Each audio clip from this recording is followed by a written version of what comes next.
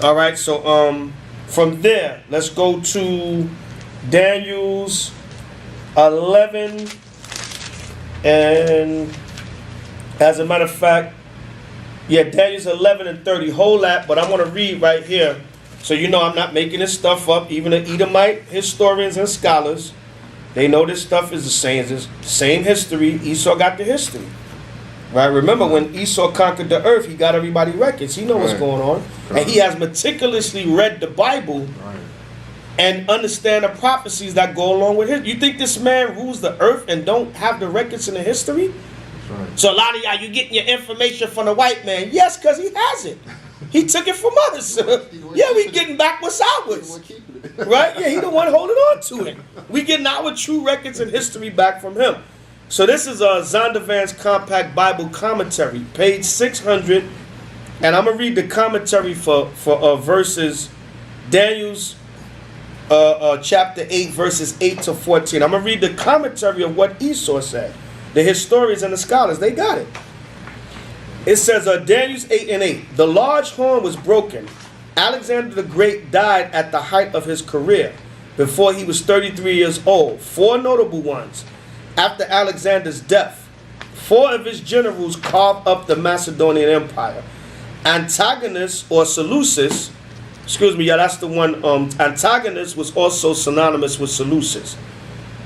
Right? It says Antagonus ruled from northern Syria to Central Asia. Cassander, which was the second general of the 4 notable ones, Daniel's 8 and 8, the scholars know, ruled over Macedonia. Ptolemy ruled in Egypt and southern Syria, including Palestine. Lysimachus ruled over Thrace. Right, so these was his 4 generals that ruled after Alexander. See, the scholars know. Right, so we're focusing on Antagonus or Seleucus was ruled over northern Syria. Right. Verse 9. The little horn here is not the same as the little horn of chapter 7. The little horn in chapter 7 is talking about America. Right? It tells you the 7 horns, and then the little horn, the 8th is of the 7.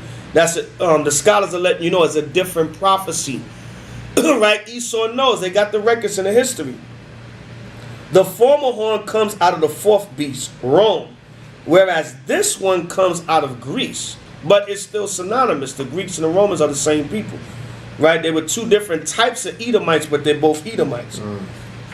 The little horn here refers to Antiochus Epiphanes, the 8th king of the Syrian dynasty, who reigned from 175 to 164 BC.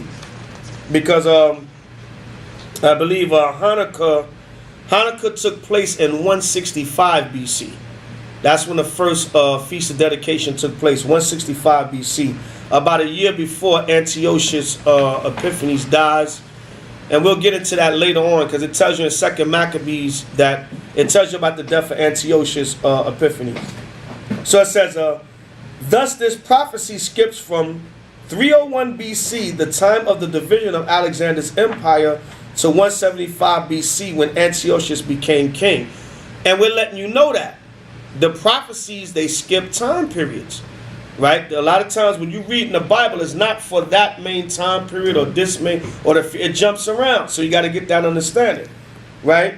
So it says Daniel's 8 and 10. This is the Zondervan Compact Bible Commentary, breaking down the history of what Daniel is prophesying in Daniel's 8 to 14. Letting you know, for you brothers and sisters that's in the Hebrew faith but don't really acknowledge Hanukkah or say that's not Torah inspired, it's in the Tanakh prophesied as a future event that will happen to the Hebrews. So if you're going to acknowledge the Apocrypha, then you have to acknowledge the Feast of Dedication or the Hanukkah, because it's in Israel history, it's prophesied. Even the scholars know. So Daniel's 8 and 10 in the commentary. The hosts of heaven and the stars refer to God's people. You see that? The stars is Israel. And the host of heaven. See chapter 12, verse 3, Daniel 12 and 3, Genesis 15 and 5. The scholars know, even through the precepts, that the Bible refers to the Israelites as the stars of heaven or the host of heaven.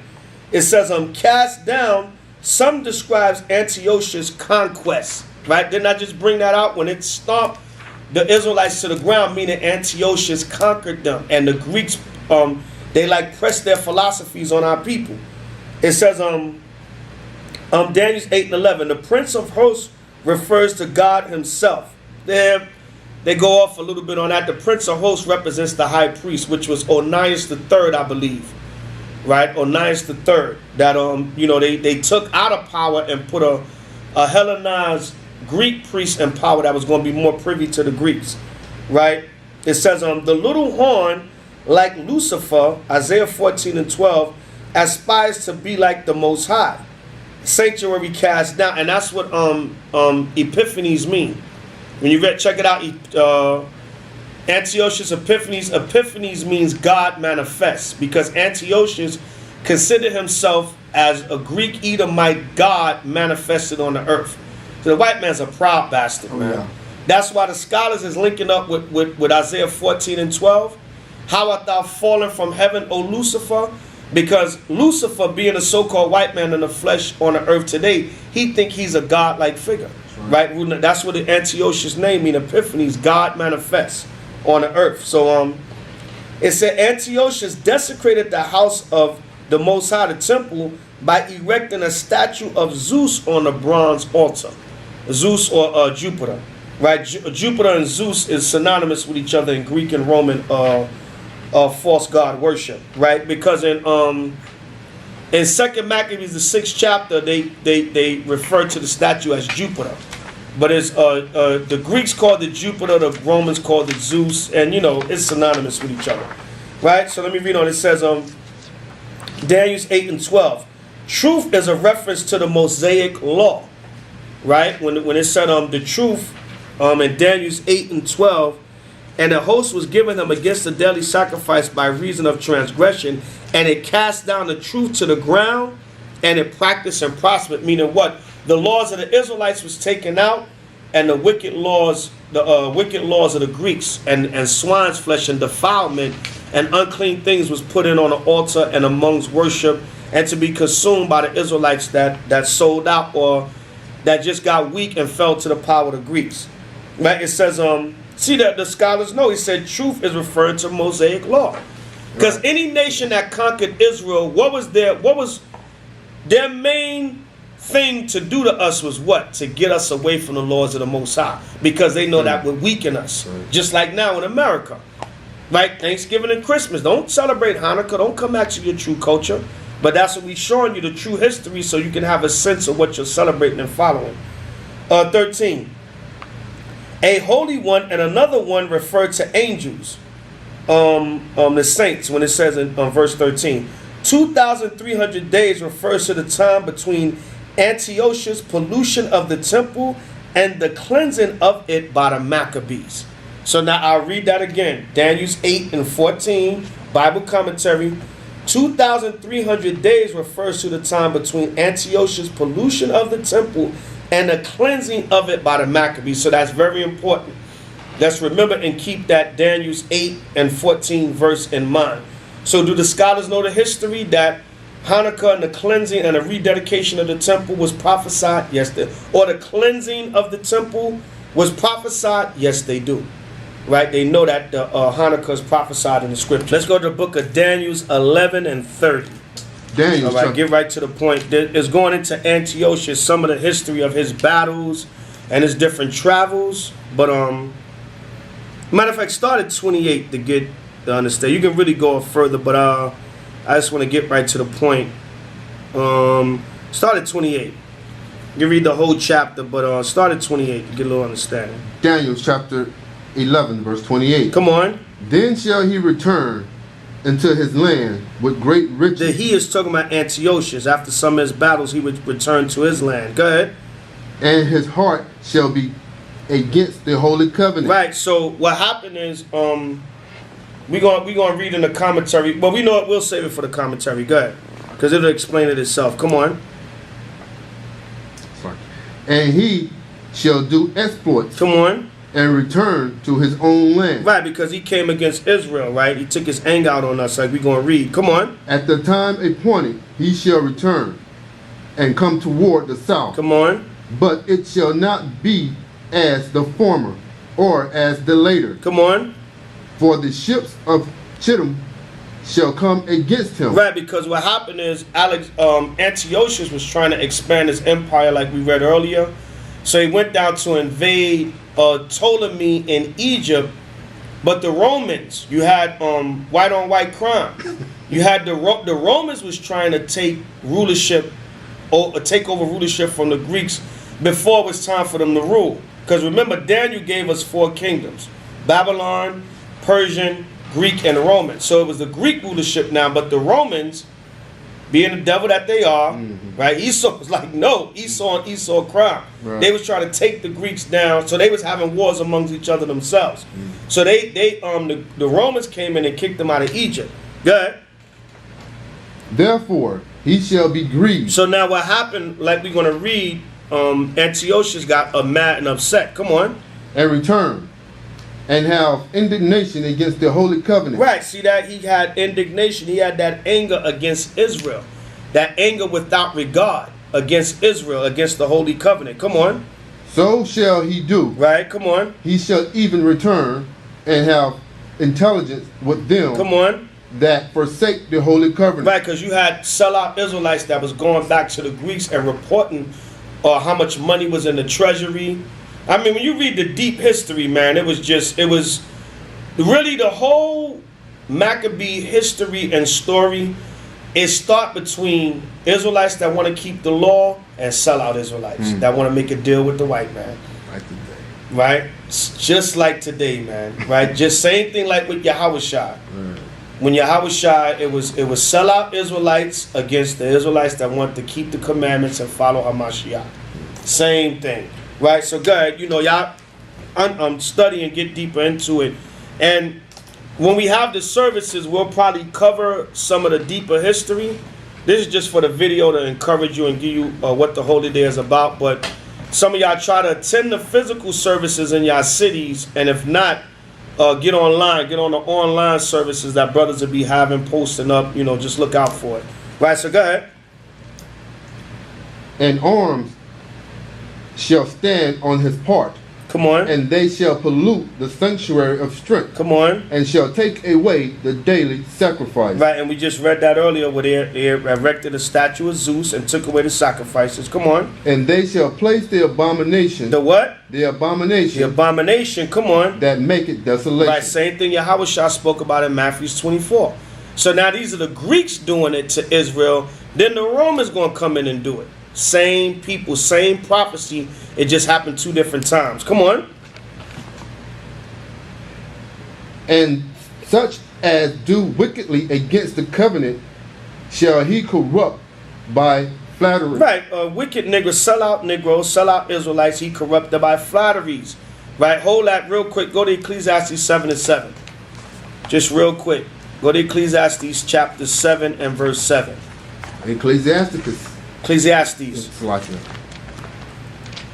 Right, because you had sellout Israelites like Jason and other Hellenized Israelites, or Israelites that want to go with the Greek customs, that was selling out for positions. The Greeks promised them positions as high priests and rulers over the people if they would work with them to overthrow the righteous rulership of the priest that was ruling. Right, it's all in the history. You can read about it. Go to Ecclesiastes 7 and 7. Read that. Ecclesiastes chapter 7 verse 7. Come on. Surely oppression maketh a wise man mad. What did the Lord say? Surely oppression maketh a wise man mad. Right, oppression makes a wise man mad. Come on. And a gift. And a gift or flattery. Come on. Destroyed the heart. It destroyed the minds of the people, and they sell out. And they make a deal and an agreement with the enemy. So go back to Daniel's 11 and 32 again. Daniel's 11:32. Read that. Daniel chapter 11 verse 32. And such as do wickedly against the covenant shall he corrupt by flatteries. Come on. But the people that do know their power shall be strong. Right, the Lord said the people that know their power, meaning Matthias Maccabees, the father of Judas Maccabees and the 5 Maccabee brothers, and the rest of the Israelites that rose up, the remnant that rose up to fight against the Greek invasion. Come on. And do exploits. They're going to do exploits because they fought wars, right, against the Greeks and against the invasion of Israel and Jerusalem and the taking over of the temple. When you read, all you got to do is read 2nd Maccabees, man. It goes into the wars of Judas. Judas was a fierce warrior, man. So they did their exploits also. Come on. And they that understand among the people shall instruct many. Right, so you had that remnant of Israel that wanted to keep the law, statutes, and commandments, and they instructed other Israelites that was willing to fight or die for the law, statutes, and commandments. Go ahead. Yet they shall fall by the sword. Come on. And by flame. Come on. By captivity. And by spoil. Many days. Right, so that's what happened to them. Some of them stood up and fought, but they died. They was killed. Right, they was burnt to death. They was taken into captivity. Some of them. Right, come on. Now, when they shall fall, they shall be hoping with a little help. Come on. But many shall cleave to them with flatteries. Shall what? Shall cleave to them with flatteries. Right, so, you know, it said when they shall fall, they shall be helped with a little help. Meaning Matthias and the Maccabees rose up, and other remnant of the Israelites rose up to fight against the Greeks. And many of the people, they clave to them by flatteries, meaning they just want to be down because they saw the power with them. They want to be down because they saw them fighting back against the Greeks. Go ahead. And some of them understanding shall fall, to try them and to purge. The Lord says some of them of understanding shall fall to try them. Go ahead. And to make them white. And to what? Make them white. To prove them, to make them go through affliction. Like when you read 2nd Maccabees 7, the sister, I believe her name, the scholars say her name was Hannah. Hannah and her 7 sons, they died, right, because they wouldn't eat the swine's flesh and partake of the Greek sacrifice to Bacchus. Right, so what happened? They'd rather die and kill them and, you know, be put to death. And with the promise of resurrection or regeneration that the Most High would give them. Right, so read on. Even to the time of the end. Come on. Because it is yet for a time appointed. Right, so now we're going to read in this Bible commentary again, show you the scholars know. This is talking about Antiochus Epiphanes and the Feast of Hanukkah or the Feast of Dedication that you brothers, you know, deny. So now we're going to read Daniel's chapter 11, verse 28 to 35 in the Zondervan's Compact Bible Dictionary, page 603. And we're going to show you the scholars know that this is prophesying in the Old Testament, in the Tanakh, about the Feast of Hanukkah or the Feast of Dedication or the Feast of the Cleansing of the Temple. Daniel 11:28. The Holy Covenant refers to Israel. Do damage. On his way back to Syria, Antiochus looted the temple in Jerusalem and killed many people. Because what happened is when Antiochus invaded Egypt and the Romans kicked him out of Egypt, he took his anger, he got mad and took his anger out on Israel. Right? Same thing that's going to happen to the white man today. When a white man is defeated and brought down, and when his kingdom start falling and other nations start coming against him, he going to take his anger out on Israel right here in America. Right, you got something? No. Okay, yeah. Absolutely. So I'm going to read on. It says, 29, return and go toward the south. Daniel 11:29. Return and go toward the south. After learning that Ptolemy the 6th and Ptolemy the 7th have formed a union against him, Antiochus returned to Egypt in 168 BC. Right? Cyprus, Daniel 11:30. Kittim or Cyprus here refers to Rome. When the Romans forced Antiochus to depart from Egypt, he unleashed his frustration on a holy covenant that is Israel. Verse 28, he took his anger out on Israel. Those who forsook the holy covenant refers to the apostate Jews, verse 32, who cooperated with Antiochus. They left the religion of their father, the law, statutes, and commandments of their forefathers and sold out and went with the Greeks. 11:31, defiled the sanctuary. Antiochus polluted the altar by offering a pig upon it. He declared the daily sacrifice and other Mosaic ceremonies illegal and committed an abomination of desolation by erecting an image of Zeus in the holy place. Daniel 9:27, Daniel 12:11. Yahushua had said a similar thing would happen just prior to his return. See Matthew 24 and 15. So it happened with the Greeks and the Romans. The people who know their power shall be strong. Matthias, Daniel 11:32. Matthias, father of 5 sons, refused to offer sacrifices in a profane manner and killed the king's agents. He and his sons then fled to the mountains and began the famous Maccabean revolt.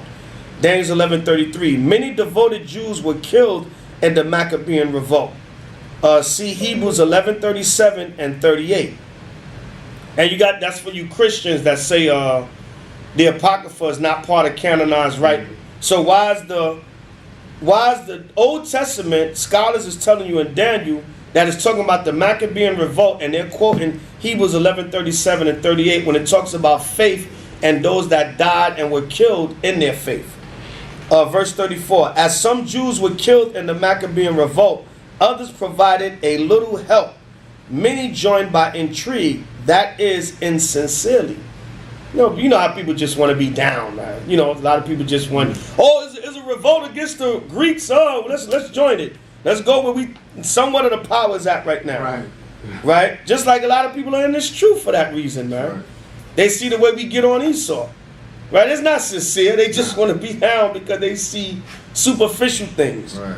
It says, some of those of understanding refers to those who understand the Most High Word and were allowed to go through troubled times so they could be refined and purified, to make them better.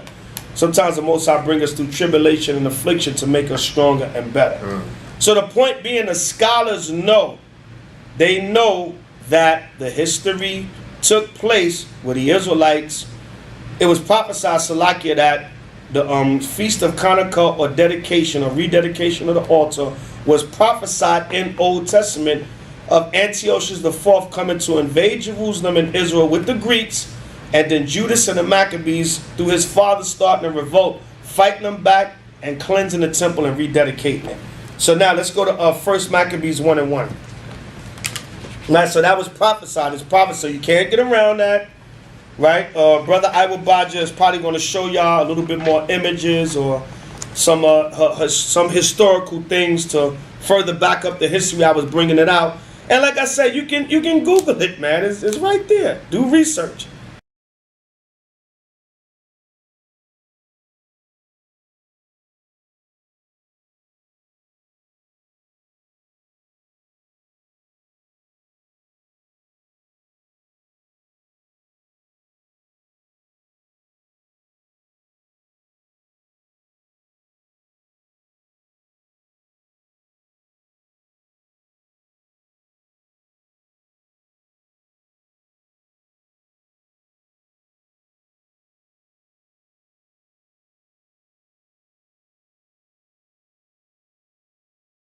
Right, so you brothers and sisters can know the true holy days that you're celebrating, and so you can know the history of what you're celebrating. Right? So let's go to 1 Maccabees chapter 1 and start at 1. 1 Maccabees chapter 1, verse 1. Come on. And it happened, after that, Alexander, son of Philip, the Macedonian, who came out of the land of Chittim, and smitten Darius, king of the Persians and Medes. Right, so like we read earlier, 1 Maccabees 1:1, you can link that up with Daniel's 8:8 and Daniel's 8:21. It tells you the first king was the king of Grecia. And right here is telling you it's Alexander. So this is Alexander the Freak, right, or you try to say the Great or the Greek. This is him in history coming into power. Right, read on, verse 2. Verse 2. And made many wars. Come on. And won many strongholds, and slew the kings of the earth. Right, so Alexander, when he came into power in 333 BC, he was the leader of what was most of the known world at that time. Right, he invaded the Persians and pushed them all the way further into India.